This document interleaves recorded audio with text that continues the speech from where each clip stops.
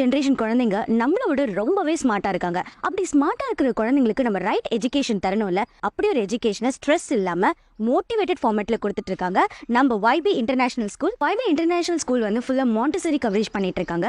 உங்களுக்கு பிளே குரூப்னு ஒன்று இருக்கு. ஏஜ் 2ல இருந்து நீங்க இங்க ஜாயின் பண்ணிக்கலாம். இல்ல pre KG age 3, LKG age 4 and UKG age 5னு சொல்லி இந்த கேட்டகரிஸ்லாம் கவர் பண்றாங்க.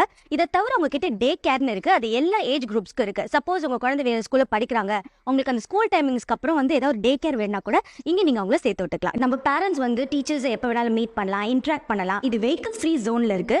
அது மட்டும் இல்லைங்க, இது ரொம்ப காமான என்விரான்மெண்ட்ல இருக்கிறனால பிள்ளைங்களுக்கு வந்து நல்ல ஒரு பீஸ்ஃபுல்லான என்விரான்மெண்ட் நம்மளால கொடுக்க முடியுது.